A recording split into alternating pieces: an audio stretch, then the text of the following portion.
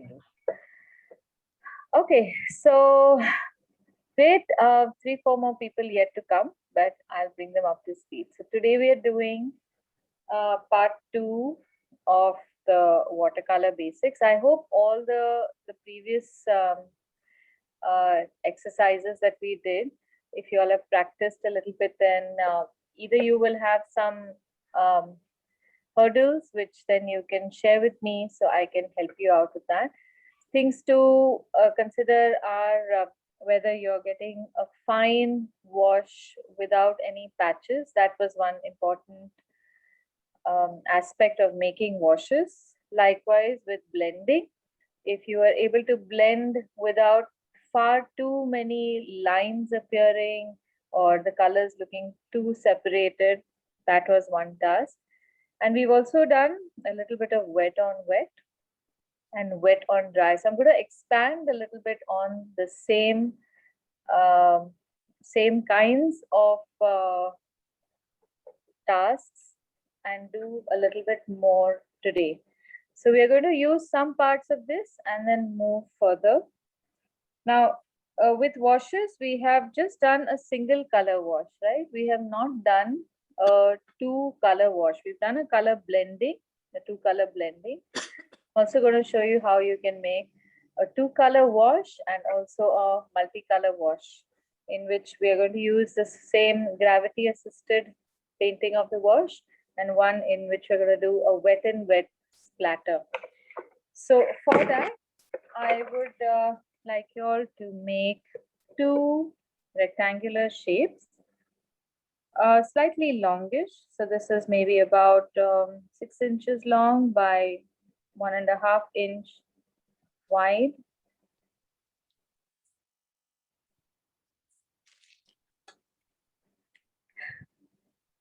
And the other one also about the same size.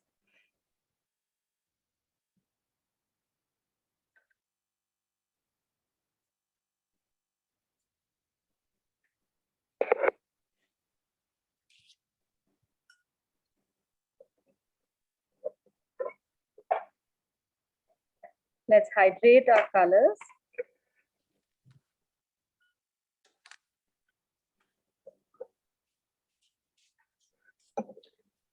I'm making a mix of warm colors, red, orange mix, and I'm making a lot of it. So what I'm looking at is probably doing a wash that starts off with red, moves into blues, and goes down into green. And I want to show this to you first. So don't start painting until I finish painting, because then you will get to see the whole process. You won't have to wait halfway and suddenly say, oh, I didn't know, and I just went ahead and painted it. So I am going to start before you. Let me finish the whole box, see the effect, and I can't guarantee that the effect is going to be like I have predicted. So let's see how it turns out, and then you can start painting also. So in my container, in my palette, I am making, there are 3 separate sections in this. So I'm going to make 3 separate color washes, starting with a red on top, and then I'm using cobalt blue, and if you've got Prussian blue, you can use that. Mix maybe 2 blues together. For the reds, I have mixed orange and scarlet. For the blues, I'm mixing cobalt blue and ultramarine. Now, if you remember from last time, the consistency of the paint, for a wash, you need to have paint that is very runny. Now, when you're making that kind of paint, it doesn't always mean that the paint is light, or it's always has very little pigment in it. You can have a runny wash consistency paint, which is also reasonably dark. There's enough pigment in it, but it is still quite runny. Aditi, can you just repeat what colors you've mixed? Ultramarine and? cobalt blue, these two. Cobalt blue, okay. Yeah. And for the greens, I'm mixing emerald green and viridian, because I don't really use them much in anything else.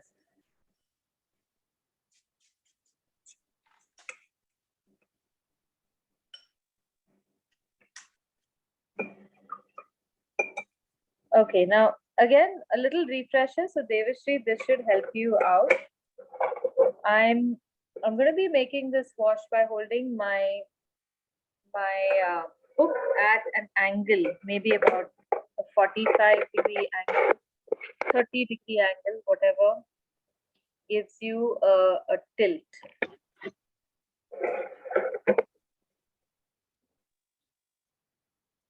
Just give me a second till I adjust the camera.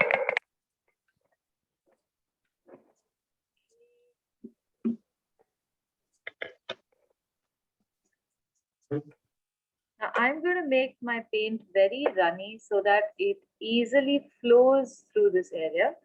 I'm going to deposit some on top and watch how that pigment comes towards the bottom line.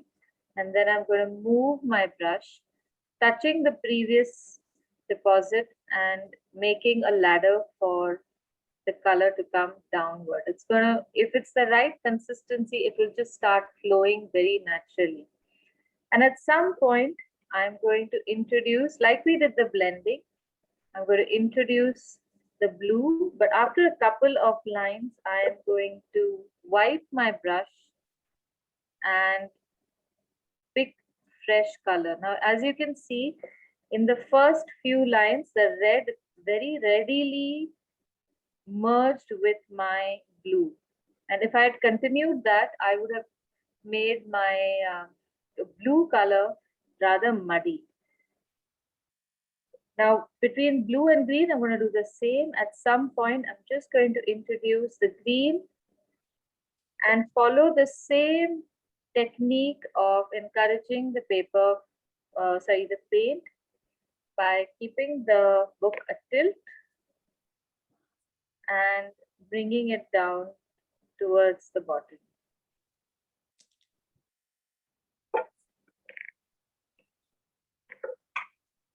Okay, so I want you to see how this has merged. In some places, the merge has become, it's not a complete horizontal line. On the right, the paint has come down a little more. Whereas between the blue and green, I've got a very nice, almost horizontal blend like I had wanted it. So all these things happen. None of this is wrong. This is just something to observe. But we were able to, are we able to make a good flow of color from one to the other? That is what we want to try. Okay, so do you guys want to give it a shot? Right, so take 5 minutes, do this aram se, don't rush through it. Make sure you use a nice fat brush. Use at least a 10 number brush, a 10 number or a 12 number brush. Check when you put the paint on the paper first that it's runny enough so that some of the paint readily comes towards the bottom part of that brush stroke. If it does not run down a little bit towards the bottom of the stroke, that means you can add more water. And if it is very runny, then you can just wait a little, let it dry, add a little more pigment to it, or make some new color, because you don't want it so runny that when you add the second color, streaks of the first color will go through all the way to the bottom.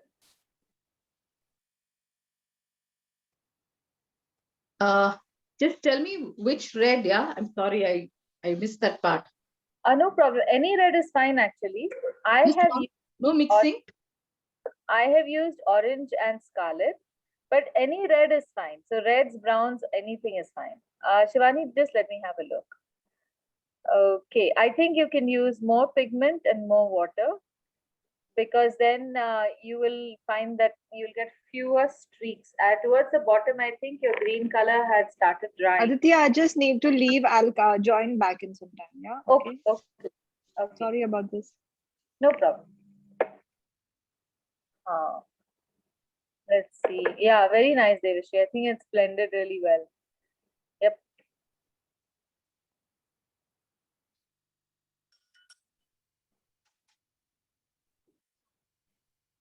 So the trick over here is when you have contrasting colors like red and blue, or you might have yellow and blue, yellow and green, wherever it's going to merge, the two pigments are going to create a third color. You want to minimize the impact of that color if you want a smooth wash. Otherwise, you'll start seeing that that area is attracting too much attention. So in this case, what we've done is first check that you have the right consistency.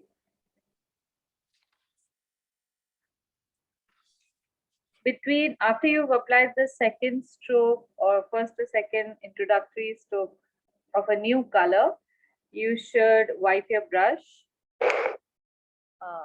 Let's see. Is that Tarini?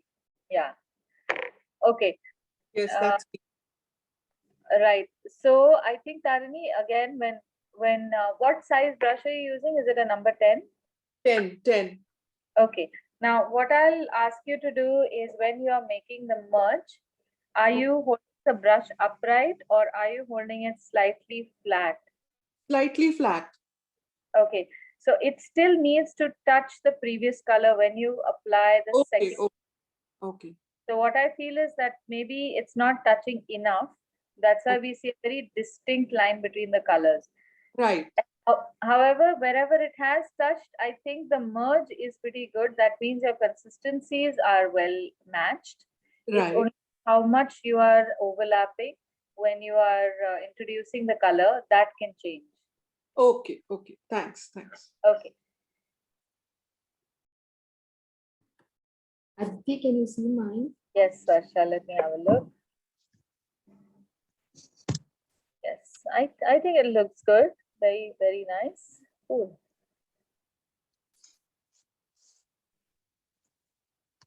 Okay, let's see. I found it difficult on the edges to make, to maintain that rectangle shape. On the sides, is it? Or just the bottom? Yeah. On the sides, it was more, curved or something like this. I was not getting a straight edge. Okay. This part. Okay, let me get to that. 1 second. So, Sapna, I think again with yours, wherever it has merged, it's merged well. I think you can touch the previous color a little higher when you are starting that blend, and make one stroke and see how much paint you have and how much it has merged together. At this point itself, you can wipe your brush on the rag, take fresh paint, and then overlap a second time round just below the first line. That way the color will become a little fresher and the merge will be a little bigger. Okay, so going back to Varsha's question regarding the sides, yeah, Manisha, I think you've not overlapped enough. Same problem. If you feel that the colors are too distinct, then it's possible that you're hesitating touching the previous color. It's a very normal reaction. You don't know how much further you want to go. So try making another wash. Use the same colors. I'm sure you have enough pigment, and maybe you can try changing the order. Try putting blue first, then green, and then red, and see if you can merge these without that hesitance. Yeah, Aditi, can you have a look at mine? Mine also, I think, has the same problem. No, yeah, so Ritu, yours is looking pretty okay. Blue and green has merged well. Red and blue, again, there's some hesitance. Red and blue is a problem. Yeah, Devasena, I think you need to have more paint and more watery paint because it's drying up. So, or you're sitting underneath the fan or something like that. It's just that as you're applying the layers, they're drying up faster than the next application. That's about it. Yeah, Tarini, your second one is looking really good. I think I did it right away to practice what you said. good. again, the red, your blue can go way inside the red, I think. Okay, okay. You'll I'll get try that once more. Yeah. Get it better again.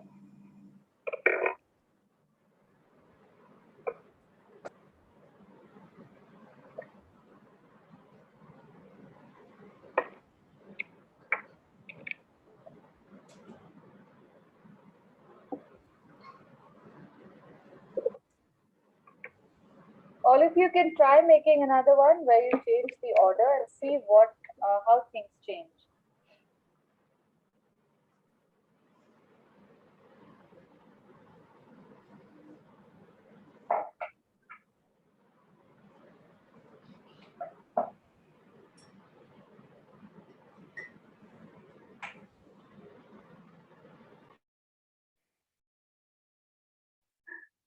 Now, another thing to practice when you are doing a wash like that is to check that your hand is gliding on the paper. Don't put too much pressure. So I would recommend that everybody hold their brush a little further away than they normally do. So hold it really far away. That way, automatically, your brush is more horizontal and you cannot apply too much pressure when you're holding the brush far away. If you are holding it far too upright, there is a chance that you might press harder. If you're pressing harder, very often the water will evaporate faster than when you just glide it on top of the paper.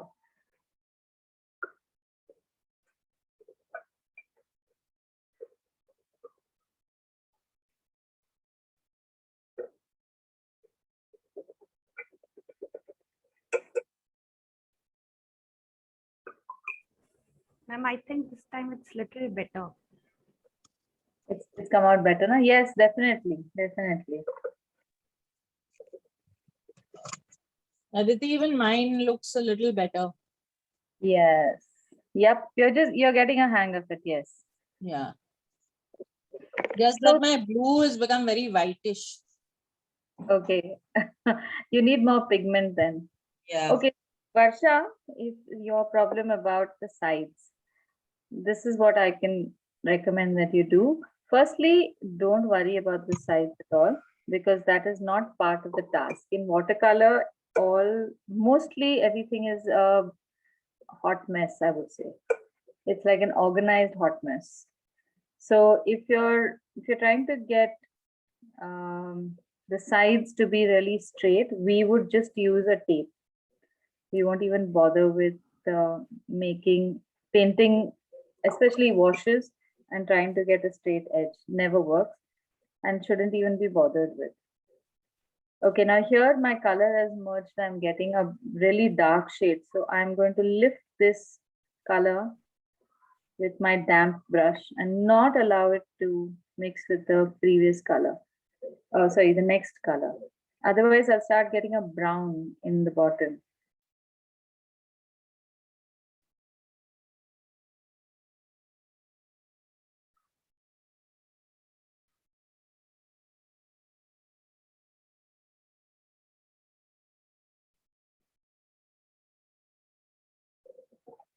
Yeah. Yes, Devashree's is looking good. Nice. So I hope all of you are familiar with the color wheel.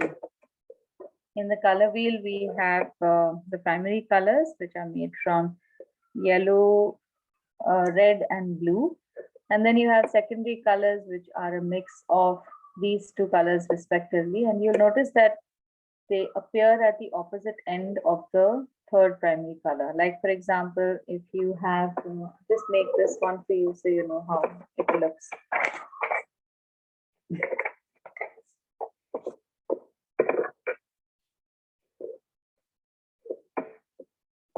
So if we do a circle which has 3 parts and you have red, blue, and yellow, and then we make a second circle which are the secondary circles, secondary colors. The first circle is primary colors, these are secondary colors, and make divisions like that. where you have yellow and blue, wherever they meet, they will make a third color, green, which is at the exact opposite side of red. You will have red and blue, which will make purple, which is at the exact opposite side of yellow. Likewise, red and yellow will make orange, which is at the opposite end from blue. What happens when these colors are studied? One second.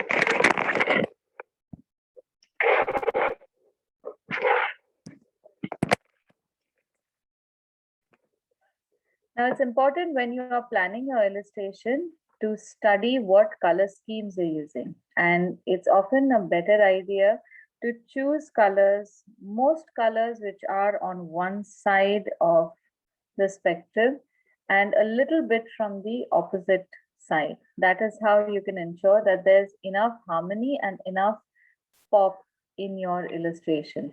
So in this particular case, red and green are actually complementary colors, or they're complements of each other. I think the word is very, very misleading.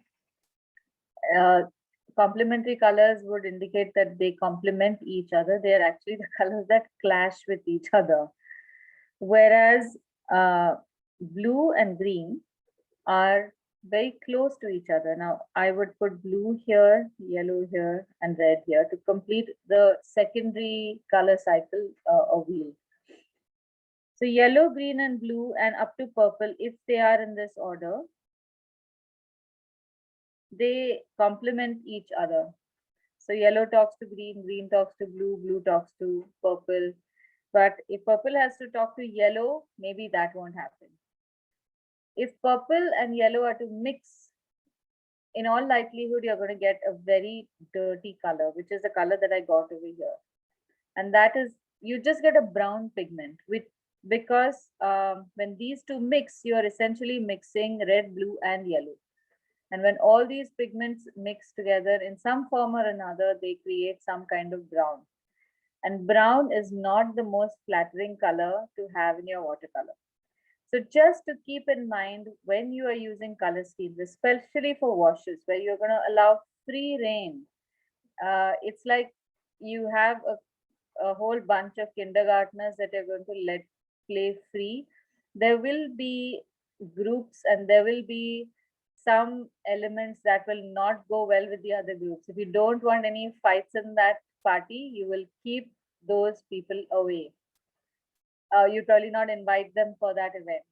That's how you consider how you want to use the colors. Now, if it does happen that the colors merge, and like in my case, I started creating a brown, please use that tissue paper or the, we did that last week, right? How to pick up color. So use the brush technique or the tissue paper technique and immediately pick up those errant pigments so that they do not cloud into your whole color scheme. Because one dark patch over here will make the whole thing look muddy. So understanding color is really important in that case. Okay, so if everyone is satisfied with their washes, I'm going to move on to an exercise in glazing. We have done some of this before, where we have done multiple glazes before, but if you want to practice making glazes, this is a very lovely exercise. I'm going to show you how to, I think I must have done this a little before also. We have made these cubes. Does everyone remember how we made those cubes with those two dots? This was some time ago. Okay, I'm just going to show you quickly. Let's make a cube. First, let's make two dots next to each other. Visualize the center between these two dots and make one dot above and one dot below, about the same distance away. And join these to make a flattened diamond shape. Now extend the center line down from the center bottom dot, and then from the sides extend lines low, but not lower than the line in the center. They have to end higher on the paper than the center line. And then if you can make a line that's parallel to the top, you can extend your lines such that you're making lines, the lines at the bottom are parallel to the top. Okay, did you all get it? Okay, now I'm just going to keep expanding this. Now I'm going to make a similar cube on the side. Make it the same distance away. You have measurements from the previous box. Try to replicate the same. And you will have this second cube as well. So what I've done is I've just extended, made a dot on the right, then made the dots on the top and bottom, drawn the diamond shape, extended two lines because one line was already available, and then joined the bottoms.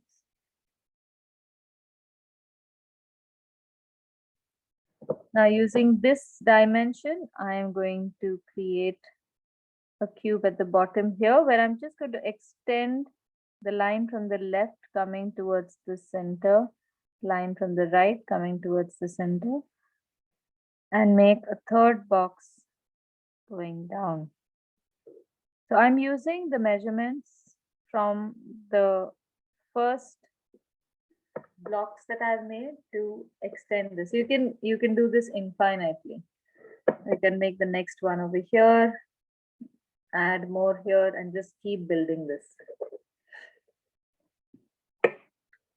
But now for the glazing exercise, I want you to try this out. We'll use the same colors. For the first color, let's say I'm taking red. I've shifted now to the number 6 brush because I want some control. I'm going to paint, this is number 4. I'm going to paint a very light red wash across the entire cube. And like I'd done in the last class, I'm going to deposit excess paint on top, and then with vertical strokes, just guide the paint downwards. And whenever you feel the need, please reload the brush. Load the brush frequently. Because this is a wash, your colors will all merge anyway and become one uniform shade.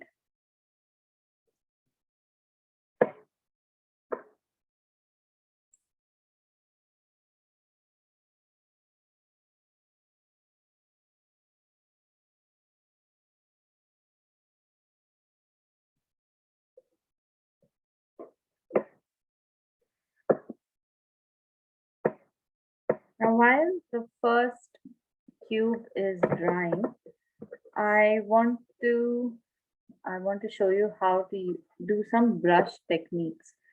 So let's make a grid of maybe 9 squares here.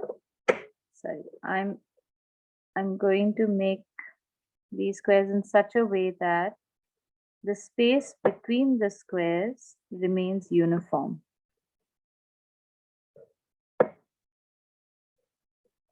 So check how much space you have and accordingly make maybe 9. Even if there's 6, it's fine. I'm going to show you some textures with brushes. We have done these painted textures before, but I'd like to do them in the context of use of watercolor for texturing and to practice your brush skills. Now, those of you who are uncomfortable with making lines in all directions, I'm going to recommend that you do some pencil yoga. If those of you who have no clue about a pencil yoga, who've not attended a pencil yoga class, could you please put it on the chat? so I know how many people don't know about it, and then maybe we can do a special session.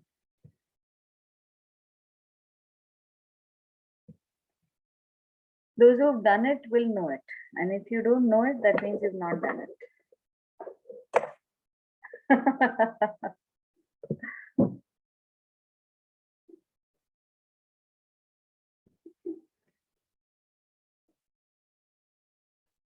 And again, I will encourage you to not use a scale. Don't use an eraser.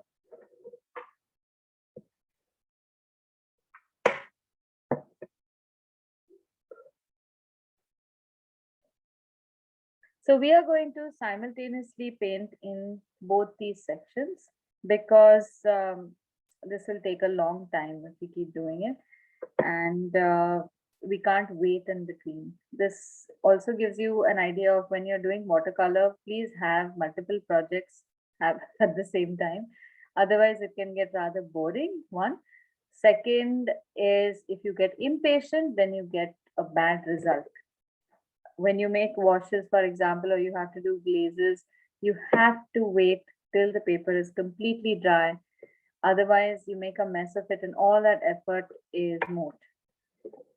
So I think my application has dried, and I'm going to now in the next, before I go to the next one, I'm going to use the same color, the same consistency of color. And now I'm going to paint on top of this, but only two faces. So I am putting another layer of the same paint, the same consistency with the same brush, but only two layers. This is a glaze. It's a translucent layer of paint which adds more depth to the previous color. All watercolor depends on multiple layers and glazes with multiple layers. Our glazes may not always be flat, but you have to layer watercolor in order to create depth. So I'm going to demonstrate how you can create that depth by actually making a 3D model and then coloring it just with glazes. That should give you a good idea. Another reason why you overlap colors and make multiple layers is because watercolors, especially the first layer, dries up and becomes very light. I'm sure you must have faced this very often when you've painted a beautiful painting and it looks very vibrant, and a few hours later, suddenly everything looks very washed out.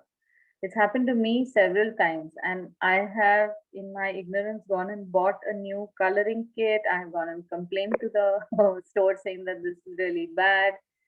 And then I met a few artists and I saw how they worked, and it was all about adding more and more color.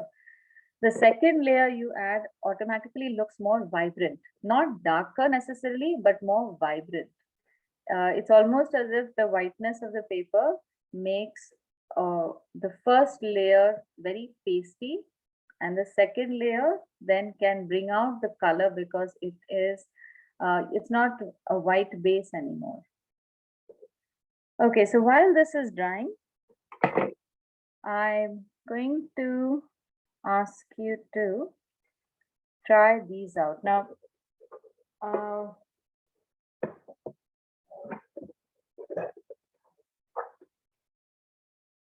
when I thought about what it is in watercolor that is missing in many people's techniques, I realized that it is brush application. So I mulled and mulled and mulled, and I thought that, okay, at least these 4 types of brush application techniques you must learn. And we are going to do some of those in the 6 blocks that I have made. So let me just go through this, all 4 of these, and then we will do the exercise. So there's no mystery about it. And you, while you're doing it, you can compare one technique to the other and learn better. Now, when you are making, when you're painting in fine areas or fine detail, one most natural reaction is to use a fine tipped brush and a small number brush. The other thing to also note is that it's better if you keep the brush upright rather than hold it at an angle when you are making fine lines. So that's the first technique. We are going to make this half flat. This is for outlines and edges. This is when you don't press the brush all the way flat, but you still flatten it a little bit when you are applying paint along the edges. There is a twisting of the brush that we can also do where you gently roll it so that you can get curves.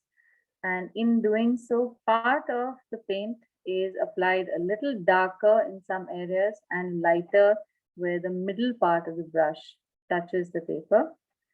And then the press and pull we have done last time where we did those flowers, but we can do some more variety of press and pull technique also. So these two are brush manipulation, where you are going to make a brush movement that is very dynamic. But these two are a static brush hold, but will have a different effect. So the first square, what I would like you to do is choose any color you want. You can make it slightly thicker. So I'm going to use my light red because otherwise poor chap has no use in my palette. And hold the brush upright and very consciously try and see which tip of the brush you can touch the paper in order to create the thinnest line possible. And it's very possible that you need to touch just one hair or two hairs to get a very thin line.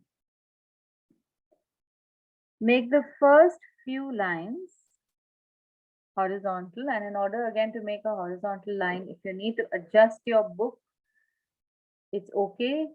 Make your hand very comfortable and don't hold your breath when you're doing this because it can record your heartbeat. So then you'll definitely not get a smooth line. You'll definitely get a bumpy line. And then after about 3 or 4 straight lines, also try making a line that is more nuanced. So try making a line that is curved. And then you're forced to pull the brush up. So I'm trying to make an Aegean wave. If you want, you can try and make a parallel line. Now, making curved lines with a paintbrush is usually a nightmare for everyone.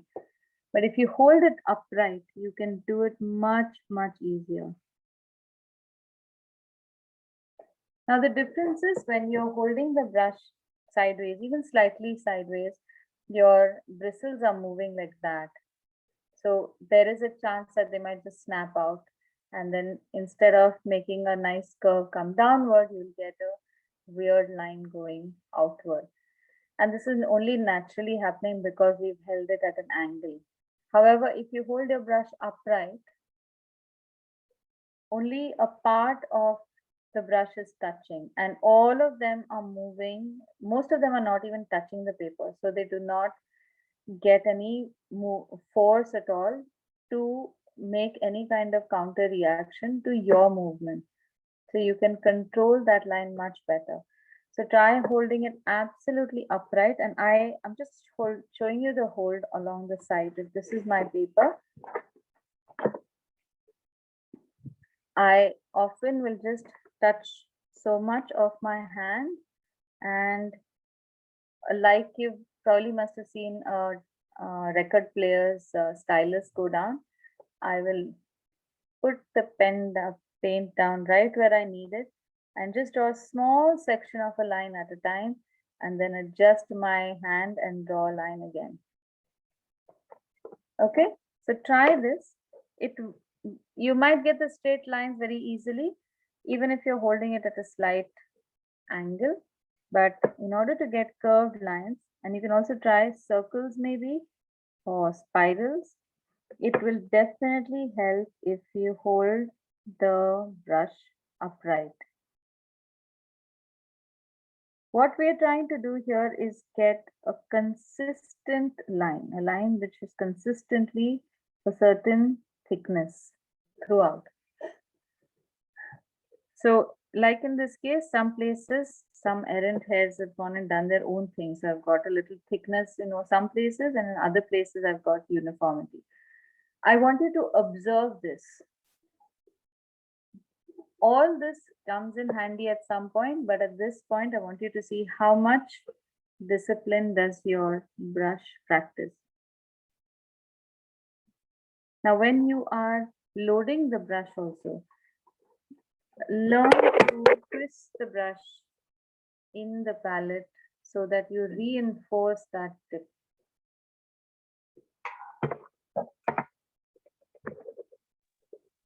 Aditi, it's a 4-number brush, right? Yes, but you Okay. can choose 1 number, 2 number, even 10 number if you have a fine tip. Okay, fine. Thanks. Yeah.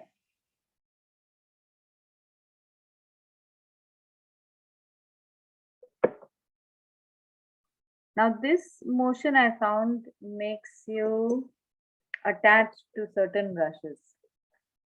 You will find that 1 or 2 brushes in your collection will give you a very nice fine line. Then just mark them and keep them aside to do the fine detailed work, because obviously that tip is well maintained and you get a desired result, and they start becoming your favorite go-tos. That is how your brushes become your family, and you can really look after them very carefully. Like my current family is sitting in this owl. There's just 4 brushes that I use, the 6 number, 4 number, this is I think 1 number and number 10, and my calligraphy pen. So they all sit in the head of this owl, and then I don't need to go into the other brushes, which are right now just having a party in this. It makes the work much more efficient also. And I know that this is a team that I can rely on for all the Gada Majuri, but the time pass can be done with the other brushes. Okay, so moving on to the glaze. Let's just finish this one glaze and then you can make the others later, because I don't want my color to dry out. My red color mixture is drying up. So this the last bit is making a 3rd layer on just one face.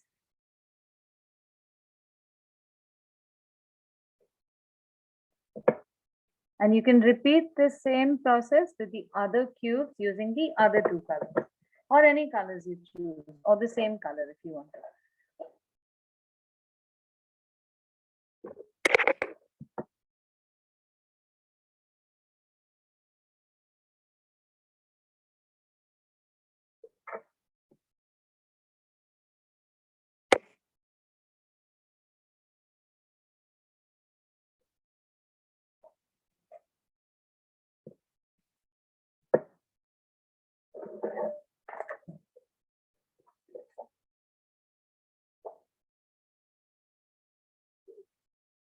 Yeah, let's see the issue.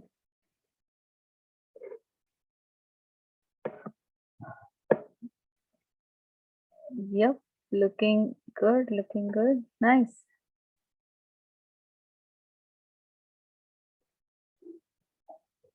Yeah, Devashi is looking good.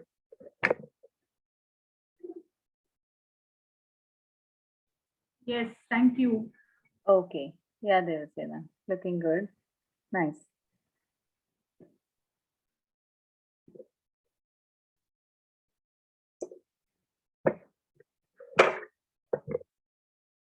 Now for the next one, I want you to try this. Make a slightly thickish color. I'm using cerulean blue, and in my blue section in one corner, I'm making a an even consistency paint. So a little recap, even consistency is when the paint, when you mix the paint in the palette, you can see a dense color, more a dense color. It's not very, sorry, it is a very sluggish color, so it does not easily move on the palette. And it is the consistency of hand cream, maybe. It's like a lotion consistency if you think about it. Now, I'm going to try showing you how the half flat brush works. Often when you have areas that you need to paint, I'll also make a certain section. I'm just making some wavy patterns.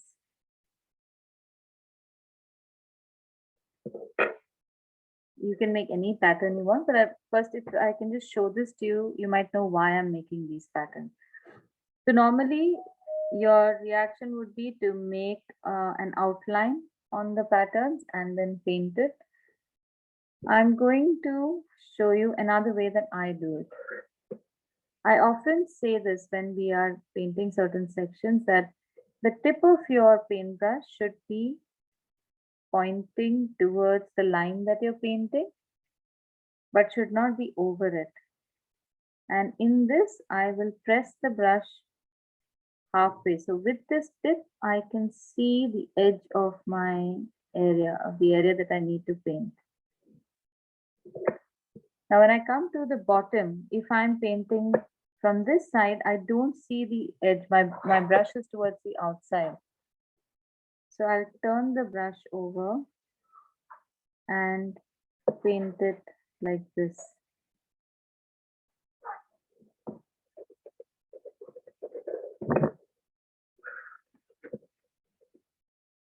Now, if your consistency is good, you can go over this paint a second time and keep it hydrated.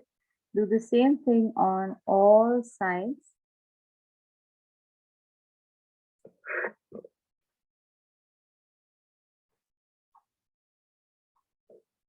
And then fill it up. And when you're filling it up also, press the brush slightly so that the color is evenly distributed. If here you use the tip of the brush and you paint it, there's a chance that by the time you come to the end of the section, the paint will dry and then you start getting patches. So freely move your book around in order to accommodate that brush. I'm going to show it to you one more time. If you want to try it out, please go ahead, start painting. But I'm going to show this to you one more time. I'm leaving one section in between and painting the second here. So I'm pressing my brush slightly. And in pressing this, I have already stained some part of the paintable area.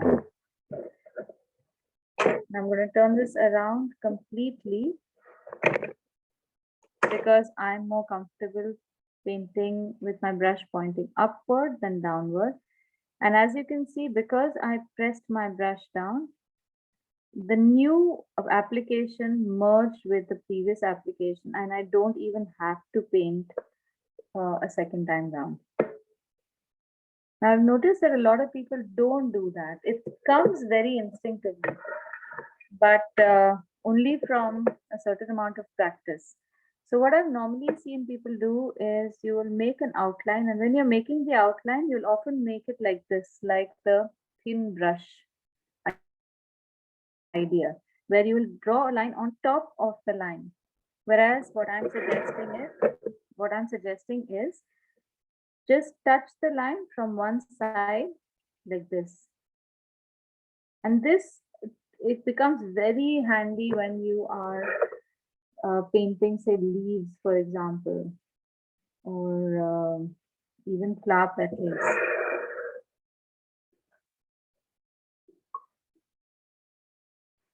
You cover a lot of the painting without having to draw streaks.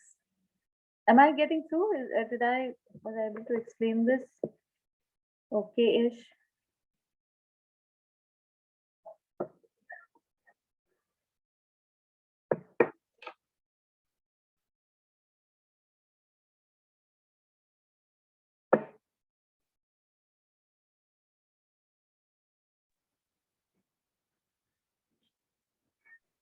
How is this, Aditi? Oh, looking good. Nice, nice, Devashri. You just need to see that there aren't any line streaks. The color may not have dried evenly, but there's a different, it has not created, it has not created these maybe straight lines as one might normally expect. So I'll show you the nature of the line when you draw it with that half pressed or half flat is like this. I'm making the line along the edge on box number 3, and you can try that as well. Is on one side, the line is very sharp. That's the top of the brush, the tip of the brush. And on the other side, it's very undulating.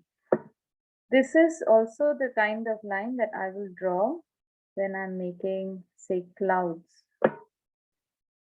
So you can decide how much you want to press, and you can keep this also a dynamic line by changing how much you are pressing, and you get almost like a paper tear edge on the bottom, and one side you get a nice firm edge.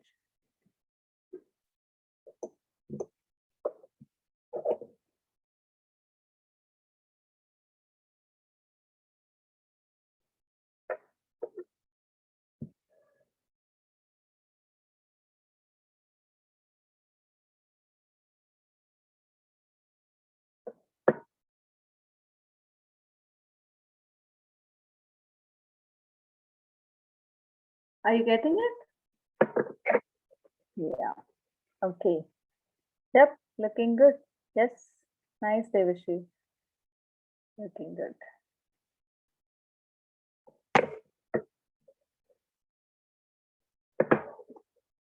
Okay, so we've done the fine detailing. We've also done half flat. The next one that I'm going to show you is both brush manipulation. And for this, again, I'll use some my telecom colors. Ma'am, I have a question. Yes. Is it okay to get a patchy color when you're doing half flat? Yeah, it's okay. Patchy color is okay in watercolor anytime. What you don't want is lines, the application lines. If it's like a cloud that mixes into each other, that's perfectly okay.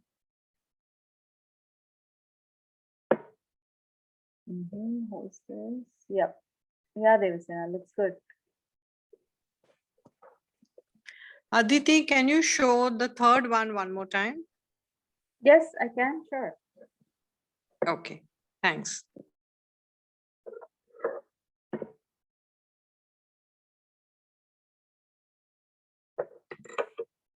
All I'm doing over here is I'm making sure that the tip will give me a straight edge. By straight, I don't mean stick straight, it's an even edge. And the bottom is going to give me an edge depending upon how much I press it down. So if I press it just a little bit, it won't give me a very thick line. But as you can see, the tip is giving me an even color, an even edge throughout. It's not undulating too much, but the bottom can be almost like tone paper or some kind of mountainscape on the horizon. Yeah. So it's just a matter of pressing your brush a certain extent.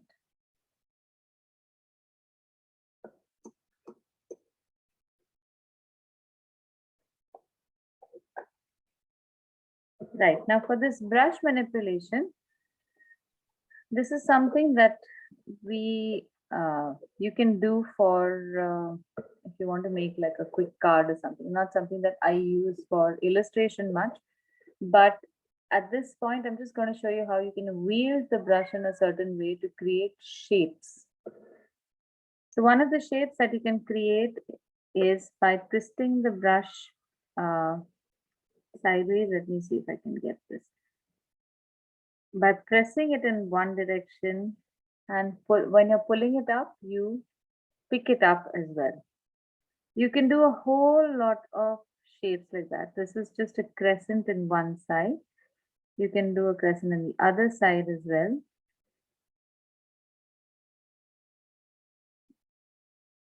So the intention over here is to start a line and somewhere in the middle, press the brush, twist it and pull it up.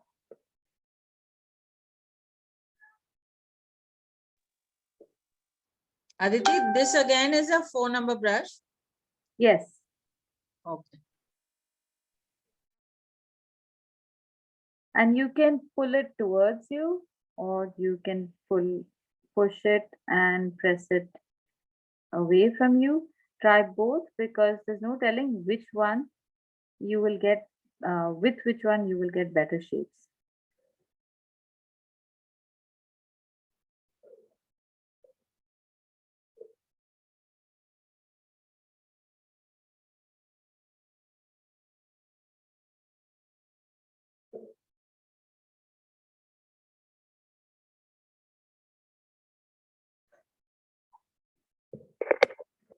Now, if you want to practice this as an exercise, you can, if you have a loose sheet of paper, let's try making it on a loose sheet of paper.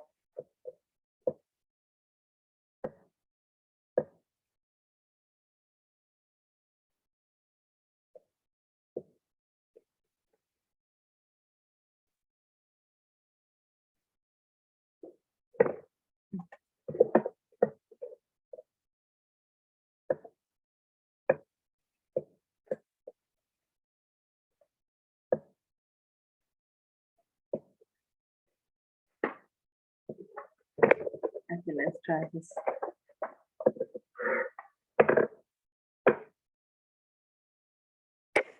Now here I'm combining the upright brush, a fine line, and brush manipulation.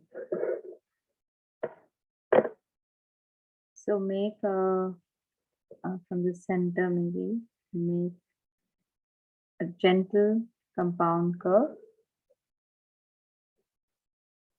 and try making leaves on this stalk like this. So I am drawing a leaf going outward,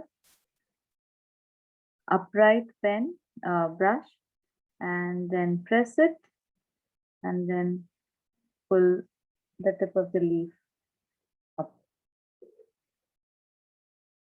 Now in the process, I'm also just moving the brush in the shape of a compound curve, but I can also twist it and move it in just a curved shape like that.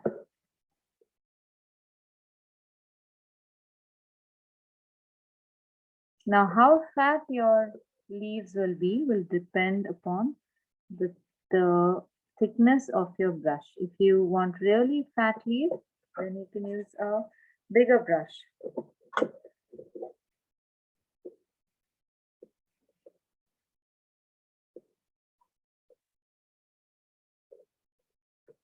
On the other side, I'm going to use my 10-number brush. Just make sure that because you need a thin line, that your paint is a slightly thick consistency. It can have less pigment, but it should not be too wet. And even with a fat brush, you can make thin lines. I very often continue making my lines with a fat brush because this brush gives me a very thin line. And then if I press hard, I will get a fatter leaf compared to the earlier one.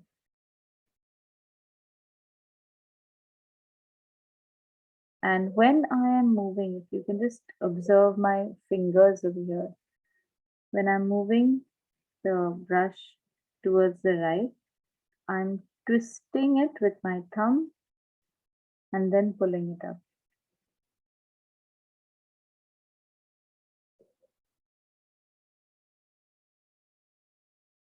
This technique is fantastic for making coconut palms. You don't have to make one single coconut palm.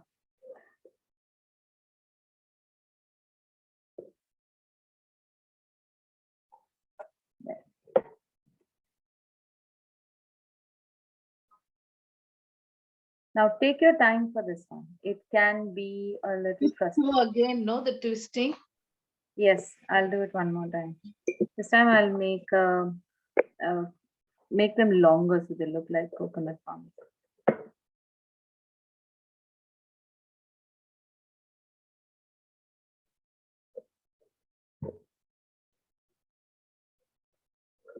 Okay, it's coming from this side.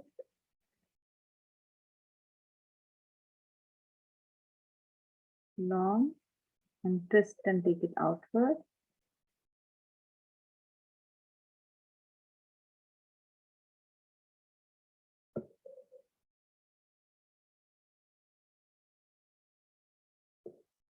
It's a very subtle twist. It's not, you don't need to twist more or too much, and not sometimes not even all the time. So if the twisting is becoming a little difficult for you, try without twisting, just first managing the pressure. Keep the brush, your hand in the same manner, but play with the pressure first.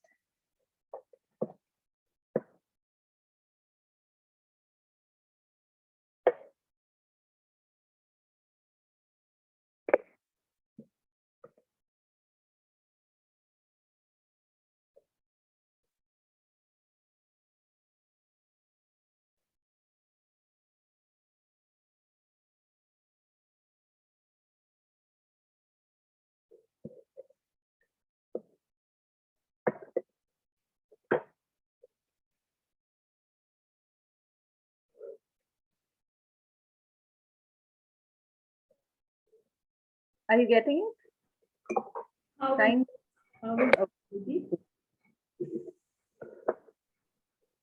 Yeah, looking good. Yes, Devashri, I think Need more practice. it needs a lot of practice. Yes, a lot of practice. You need to look for consistency in the leaf shape. Whichever way it is looking, it needs to look like they all belong to the same family. That can be a problem sometimes.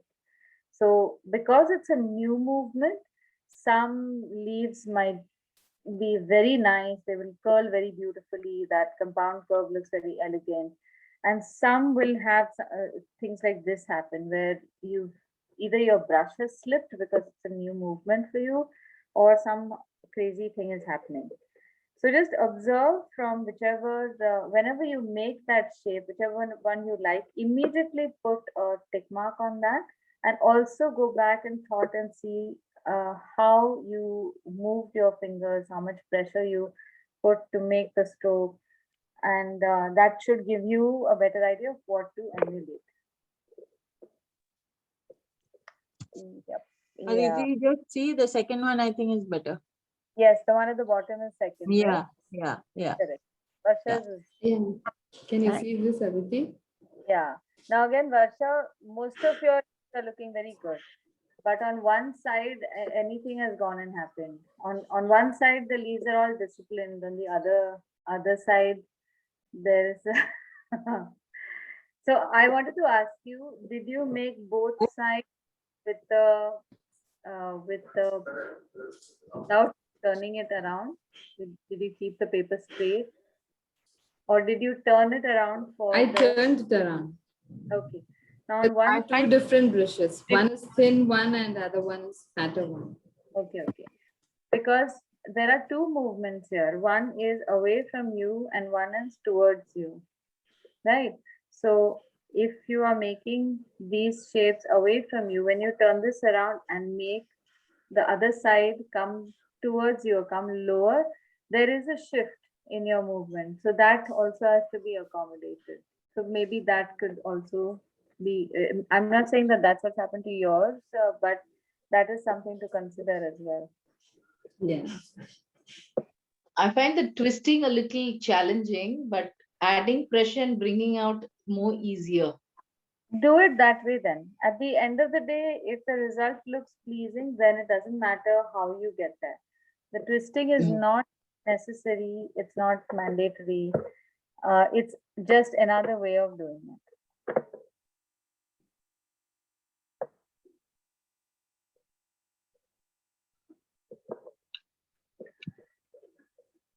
Now with this same technique, or you can paint leaves. I don't know why I made a box for this, but let's try it anyway.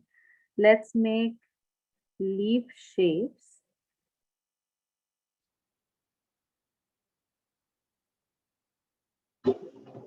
And try painting these shapes, at least some part of them, by just the brush manipulation.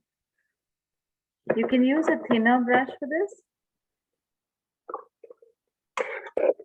And try and press it so that you fill in color on one side and then fill in color on the other side. And you don't have to do more than 2 strokes.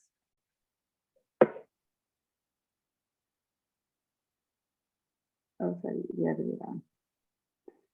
So in this case, use the half flat technique that we used in box number 3 and align the tip of your brush such that you can see the edge that you need straight, which is the center of the leaf. And maybe you can turn this around and make the other side exactly the same. So you press right in the middle and you pull it up again.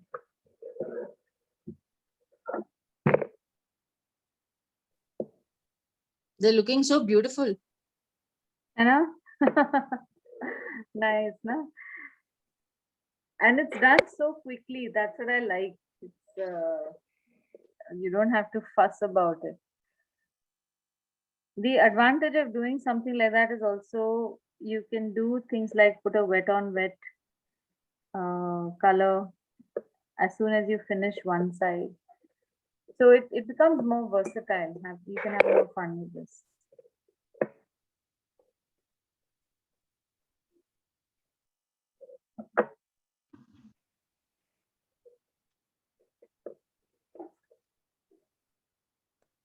Aditi, please will you demo the leaf again that you just did? Yes, sure. I'm keeping the center as my guidance for the straightish line. And here now it's like ending very weirdly. But I'm going to follow the central spine and press my brush so that I can create this the shape, then turn it around and again just a little distance away, press the brush and pull it up again, and then use the tip of the brush to just straighten out the other edge. Thank you. Okay.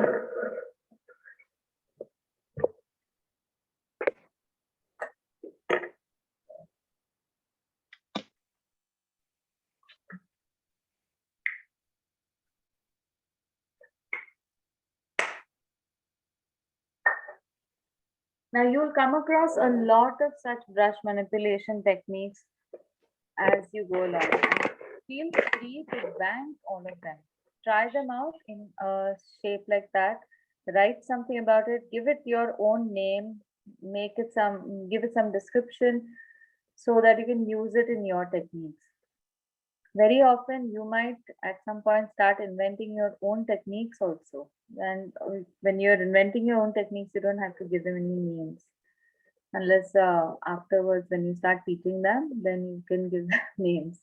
But keep an eye out for how you are using your brushes, your tools, because there's no telling what might come out of it.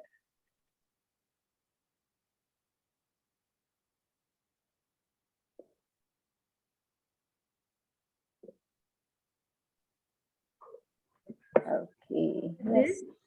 Good. Yeah, looking nice. Nice, Devashri. Thank you.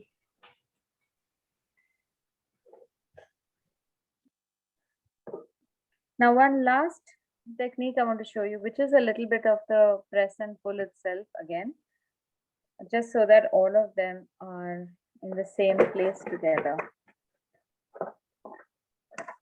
Now, in this particular case, we were pulling the paint down so that it all collects towards the bottom, and then it remains hydrated enough so that we can add a wet on wet shade. And we're going to do something similar, but with maybe a circular flower. And you don't really need to make it too large. So I'm making a blue colored flower, and I'm going to add a thicker blue color to the center. So I'm just pressing my brush and pulling the color inward towards the center. This is 2 or 3.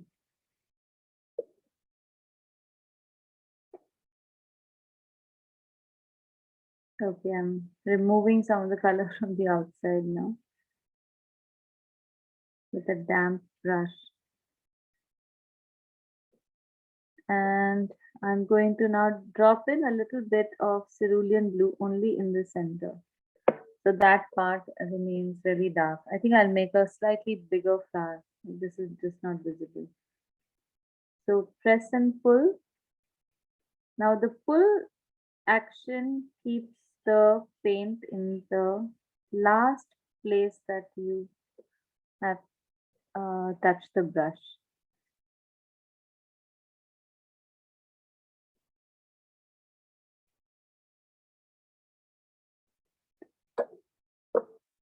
And with that, you can then apply excess paint in just that part, and it works to create some dimension for flowers.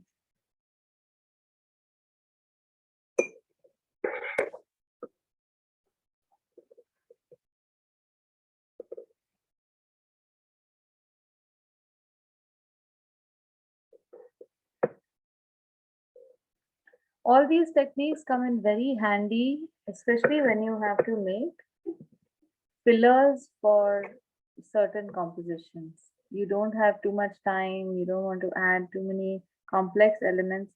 You can just do a few strokes, a few flowers like that, and they start looking nice. Now, as it is drying, you'll notice that there is just a very subtle color change from the center to the outside.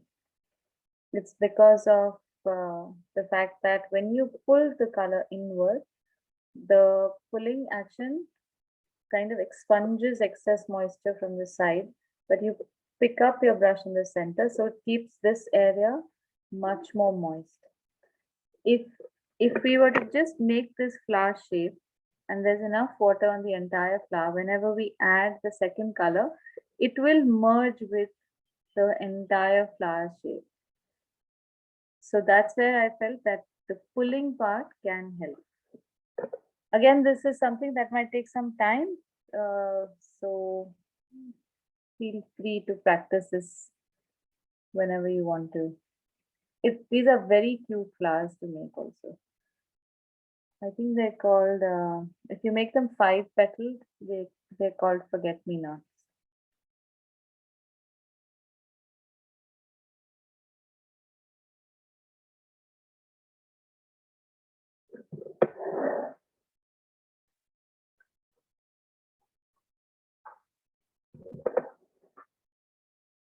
Okay, now we are going to do the last bit. Let me know if you're done with the flowers.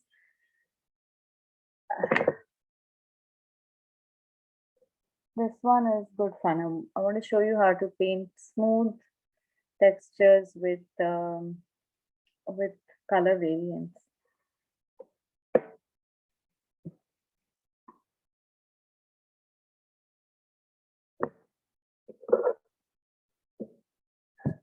Okay, I'm going to show you how to make a water droplet.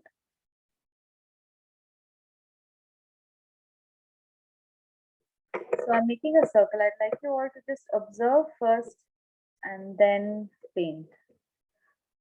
Very lightly, I'm making a small circle highlight on the top right, nowhere in the center, on the top right. It's very light, but it will emerge as I'm painting.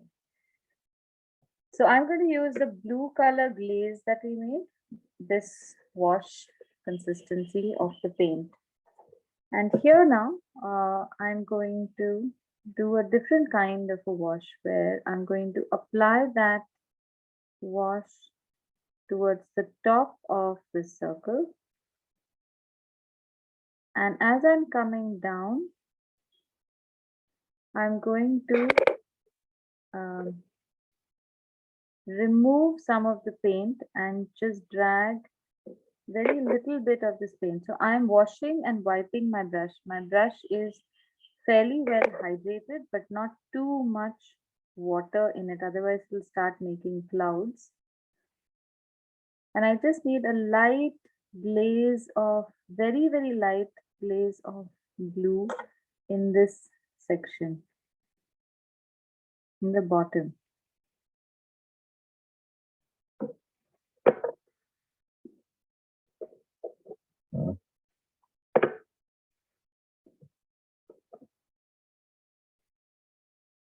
So this becomes layer 1, which is also a kind of a wash where we have taken one color and then we have merged it with water. So I'm going to show this to you one more time, because I need to wait for the second layer, and I might have skipped showing you how that merge is done. It's slightly different from when we merge with color. The way I found it works best. So this is the first application on top. Bring down your color. You can also make it in this fat crescent shape that looks a little more authentic. I washed my brush, also wiped it a little bit, and I am applying just water in one part right below here. It's not touching. And then I'm going to flatten my brush and introduce the two.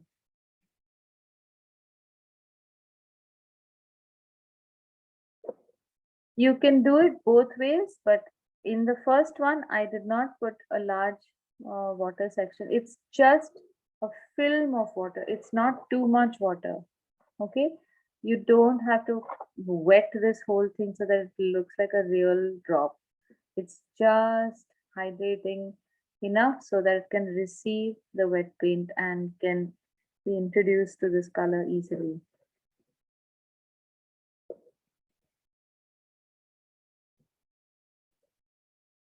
Now, once the first layer dries, I'm going to go over it a second time round, but this time I am going to paint only part of the center.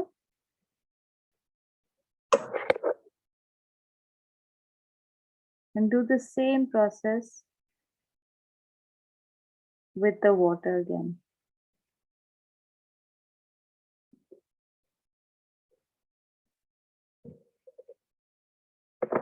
Just a little bit of,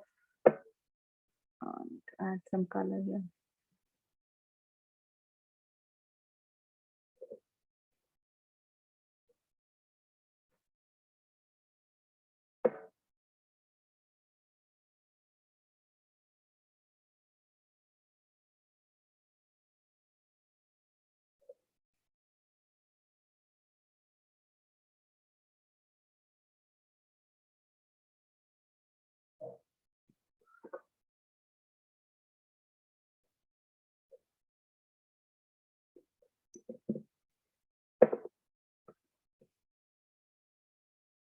This is a very messy water drop. I'm not very happy with it.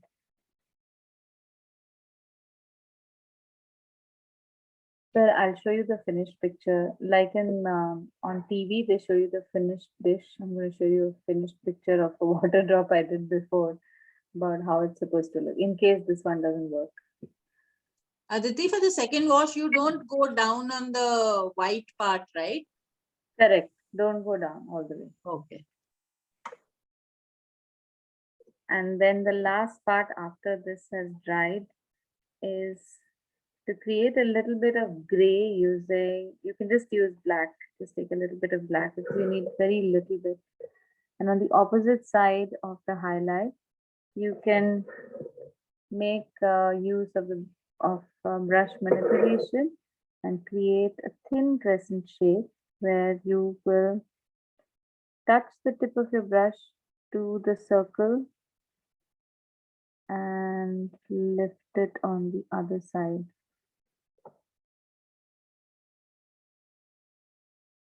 So you get a very nice crescent shape without actually having to paint it. And you get a nice color variation as well.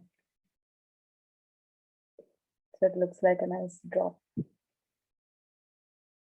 Now here again, you can layer it twice like I've done. If it's a very light gray, then you can make a slightly thinner line going closer to the drop itself so that it looks very stark, and that will look very dramatic as well. But you, at any rate, you don't make this crescent more than half of the circumference of the circle you've drawn, because it will look very unnatural. Keep it small.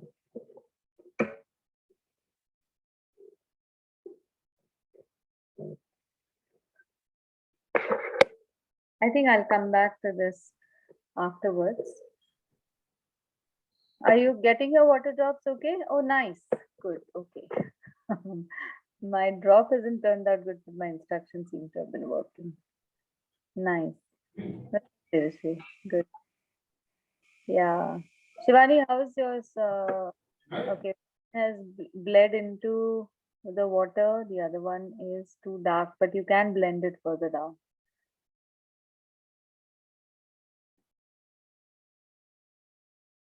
Okay. The highlight is touching, Sarla, your highlight shouldn't be touching the edge. It should be a little inside, but not in the center.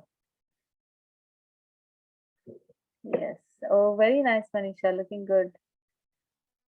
Not in the center. Yeah, so consider the concentric circle in the center. It should not be over there, but anywhere in the penumbra of that circle, you can have the highlight. Okay. Okay. Okay. Devasena is also looking good. Very nice. But everybody else has got it well. I've not got it well. That's a good sign. Cool. Okay, now we're going to do the same kind of drawing. And this time we are going to paint something else. I'm not going to tell you what it is. I'm going to show you how to paint it. The same structure, circle with a highlight. This time I am using scarlet and light red maybe. And this is a thick color now, not a wash, an even consistency color. And I'm going to blend the color from scarlet into light red or a brown shade. Now even this, when I'm painting, as I'm going to apply the color to the top and then using vertical strokes, pull it downwards so that it's most hydrated towards the bottom 1/3. And in this space now I will add a nice thick light red, not too watery. And when I'm merging it, as you can see, I'm going all the way up. I'm not merging very delicately just at the bottom. I'm going well into the red, and now as I come to the bottom, I have the choice of maybe adding a deeper brown to this as well. All this is a very, very thick consistency. Well, a normal, I would say, not very thick. It's not dry paint. And with this, if I were to draw, now you'll have a context. So it's the same structure, but one is merging washes and other is merging colors, and you have two different items altogether. You want to try this cherry out?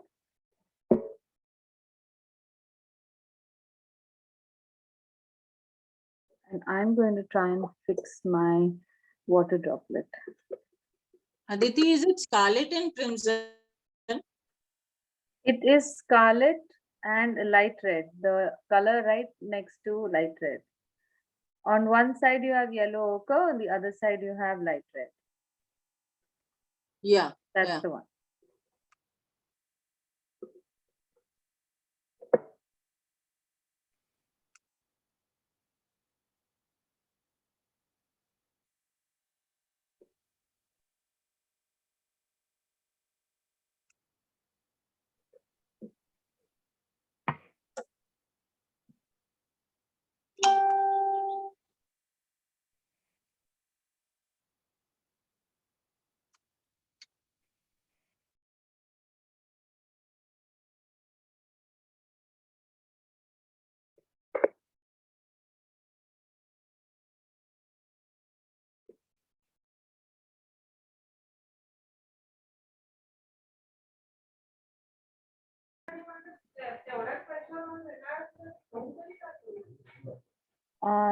Yes.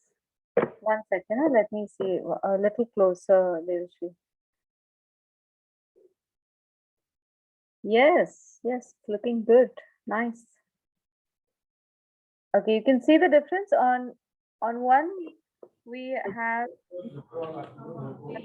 light, we have made it dark, and that can change how you can perceive as light traveling through a transparent object in one, or uh, reflecting off of an opaque item in the same spot.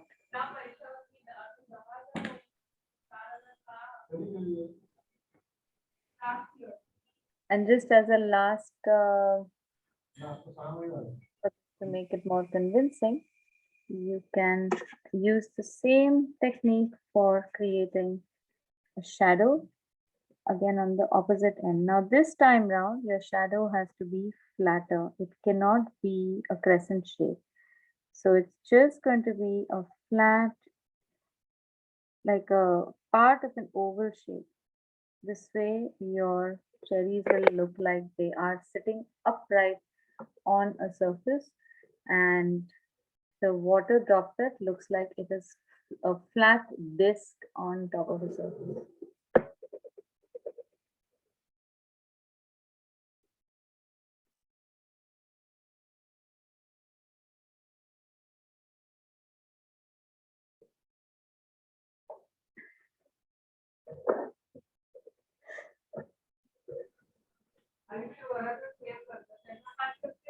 Aditi, again, you've used black for the shadow. Yes, yes, Devashri is looking good. Yes, thank you. Nice. Yes, looking nice, Shivani. That shadow is looking really pretty also. And you got the water droplet also, upar wala. The second one is looking much nicer. You managed that blend. Oh, is it? Because Yeah. I wasn't very happy with the. No, you This managed. one is better. Correct, correct. Yeah. This one I need to paint more than. Okay. Yes. No, just abandon that other one. Yeah, Okay. the white part is a little difficult to get, huh? The lower part. Yeah. Mm. So, It merges Manisha, too much. okay, Manisha, now what you've done is upar wala cherry has overlapped on top of the niche wala cherry. So your picture is going to look a little more surrealistic. Mine is the same also. I did the top one first, then I added the second. So just it's okay. Just notice how that how it looks, because the normal way of looking at an item will show you that the cherry behind is going to be slightly higher on the page. Mm. And how you know that that's normal? That's because of the shadow that we have made.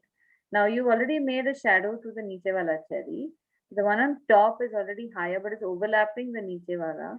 So you've gone and done a very it's a very subtle way of playing with perspective and reality. So matka lag Even gaya. I did the same. What? Oh, okay, okay. Oh, very nice. So accidental surrealism. Chalo. Works. I'm not sure they look like cherries. I mean, the red part should be more, is it? No, it's okay. It does look like cherries. Now cherries can sometimes be even deeper in color. I'm going to make one kind and I'll show you what I had hoped that you would do and how you can intensify that effect of overlap also. So I had intended that you would just draw half that cherry, half or even less than, and then start merging of the colors a little sooner because it's behind. Just out of logic.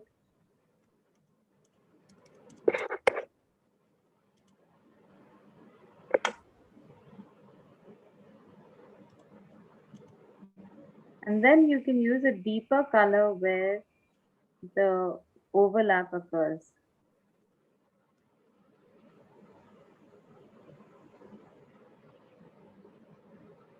So more of the burnt umber in this section so that it looks like a convincing overlap.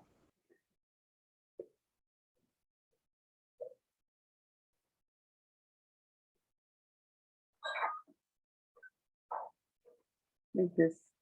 I'm just dabbing this paint with my wet paint and putting a wet on wet layer.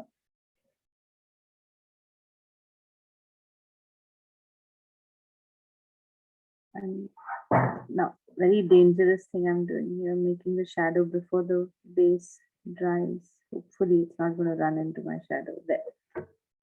So this would be real and yours would be surreal. Okay. Okay, so we finished part 2 and by no means is this the end of watercolor basics. We can have part 3, part 4, as many as we want. But I have tried to cover much of what can help you to start getting better at watercolor. Just a quick recap of everything that we've done. First is figuring out the consistency of paint. So what is normal coloration? What is an overloaded brush? And then how the brush starts getting dry when you do not load it again as you continue painting. So loading after every 2-3 strokes is a clever idea. Then we checked a range of consistency also and also of the color by adding more and more water, starting with normal consistency and steadily increasing the amount of water in it. Now, I want to stress over here that while I'm using the word consistency over here, there is, I haven't come across a better term, but I'd like to clarify that you can have a light colored pigment or medium in normal consistency as well. So if you are going to paint something like this with a uniform shade, it does not always have to be a very wet paint. You can, if I, in this dry part, now this is completely dry. If I just add a very little bit of water, I'm not going to get a very runny paint, but I will get very light color. So it is normal consistency, but it is a very light pigment. Chances are when you put in a lot of water anyway, you won't have a very dark color. So for watery consistencies, you might get light colors, definitely, but you can also get light colors with normal consistency. There's a chance that you might not get a dense color in a wash. In order to get a dense color through a wash, you might have to repeat the wash like glazes a number of times so that you can get a slightly richer and richer color without having to resort to painting a very thick shade. You get me? So you'll have to note that consistency does not always mean I want light color, it has to be very watery. Because then you will find yourself in trouble when you have to make subtle shapes on flowers and all, for example. want a light color, but it does not have to be a very watery paint. It just needs to have less pigment. So just put a pin in this. In case you feel you're confused about this, ask me again and I will try and clarify it better. All right, moving from there, we now are comfortable with washes, a uniform color wash, and like we did today, also multiple color washes. One thing that we didn't do today was spreading different types of colors, but we did that last time with the wet on wet. So it's the same process. You can make a large wash and then insert any kind of color that you want to create whatever effect you need to. So we have done a wet block on which, while it was wet, we dropped some wet color. And then after this whole thing dried, we made these branches. And the other one, we let the block itself dry after the wash and made trees or tree shapes with another color, but it was a wet color applied on dry. So the effect is completely different.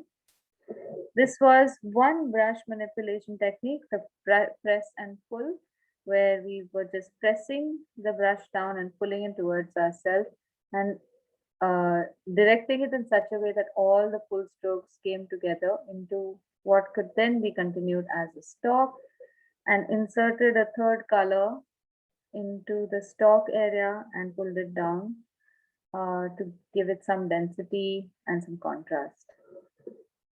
Okay, we also did some blending. So blending is something that I think all of you should do as often as you can, because trying to get a light hand to blend with ease is like the biggest tool that you can develop for yourself. Take simple shapes, or like we had done, you can make a leaf shape like that, where you can try blending. This is also a nice shape. And this can also become a what do we call it, a card or something.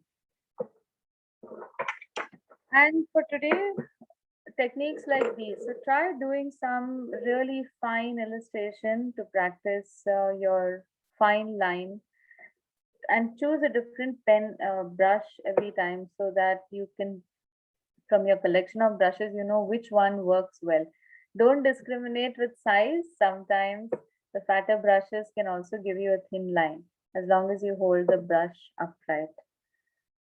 Yeah, so I guess that's it. You can finish the glazing exercise by using any two other colors that you want to. And if you want, you can just develop this further also and make it even bigger.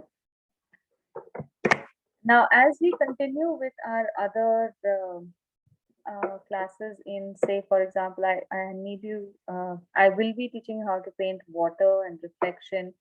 And there will be other techniques that we will learn, which you can then add to your bank of watercolor 101 or watercolor basics also. But I may not have my wits about at that time to say, okay, this is a brush technique, please just add it. So I want to just put it out there right now that if you come across anything that looks like a brush technique that you've not seen before, please consider putting it down somewhere, writing a note about it so that you can remember it for posterity. Any questions now, or we are done? Cool. Yes. Aditi, can we have a class on color mixing? Like that's something you showed us, right? The red, blue, green. Yes, the color we, right? Color theory. Do you want to do a color theory? Yeah, it would be good. Like, because I was just thinking maybe that question is not appropriate for this class, but like you said, some two colors like red and green, they mix, they give a brownish color or a muddy color. Yes. And they are separate and used together.